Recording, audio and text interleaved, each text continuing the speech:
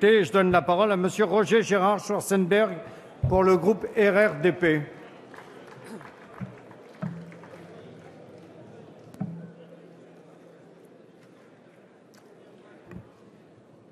Monsieur le Président, Messieurs les ministres, mes chers collègues, depuis les derniers traités européens, notre politique budgétaire se décide un peu à Paris, pas mal à Francfort et beaucoup à Bruxelles, sous le contrôle impérieux de la Commission.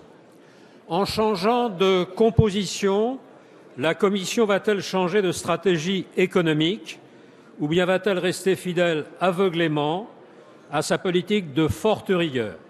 Cette politique qui était en vogue, qui était tendance il y a 2 ou 3 ans, mais qui est maintenant largement démodée et déconseillée par les principales organisations économiques internationales.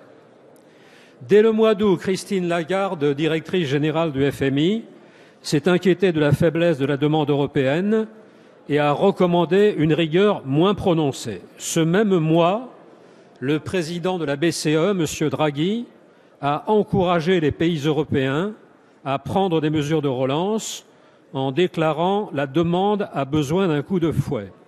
Ce week-end à Brisbane, le sommet du G20 s'est lui aussi alarmé de l'absence de reprise dans la zone euro. Et quelques semaines auparavant, l'OCDE avait fait de même.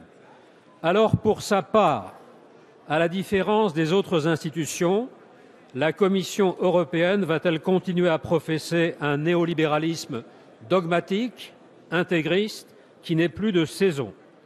En tout cas, cette stratégie a notablement contribué à freiner ou à stopper la croissance, qui est seule génératrice d'emplois.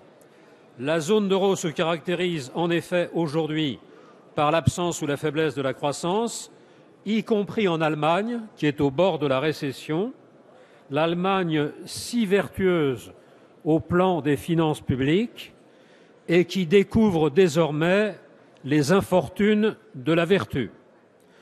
Dans notre pays, la croissance sera de 0,4% du PIB en 2014. Nous ne sortirons pas de la stagnation en nous polarisant très principalement sur la politique de l'offre. En réalité, il faut soutenir à la fois l'offre et la demande. Or, la demande a été affectée par la forte hausse des prélèvements obligatoires, 31 milliards d'euros supplémentaires dans les 2 dernières années du gouvernement Fillon et 32,7 milliards dans les 2 premières années du nouveau quinquennat. Match nul à tous égards. Ce budget 2015 a le mérite de sortir de l'overdose fiscale en exonérant de nombreux ménages de l'impôt sur le revenu et en continuant d'alléger les charges des entreprises, mais dans des proportions fortement inégales, 3 milliards d'euros pour les ménages, 20 milliards d'euros pour les entreprises. Certes, il est normal d'aider les entreprises en période de crise, c'est ce que fait le gouvernement avec le CICE et le pacte de responsabilité qui représente 41 milliards d'euros en 3 ans. Mais ce dispositif comporte 2 imperfections majeures. D'abord, une absence de sélectivité. Ce soutien s'adresse indistinctement, indifféremment à toutes les entreprises, quelles qu'elles soient. Ainsi, les banques et la grande distribution profitent amplement de ce dispositif d'impôt, de ce crédit d'impôt, avec 450 millions d'euros pour chacun de ces 2 secteurs en 2014. Seconde lacune, l'inapplication fréquente des contreparties. Or, ce dispositif a un objectif déterminé, aider les entreprises afin qu'elles développent l'emploi et l'investissement. Dans sa conférence de presse du 14 janvier dernier, le chef de l'État a parlé d'un observatoire des contreparties. À la suite d'un amendement déposé par notre groupe, la loi du 8 août 2014 comporte la création de cet observatoire et jeudi dernier, un amendement a été adopté à l'initiative du groupe RRDP qui précise que le Parlement sera associé à l'Observatoire des contreparties. En effet, le Parlement, qui représente les citoyens et les contribuables, est le gardien de l'argent public et de sa bonne utilisation.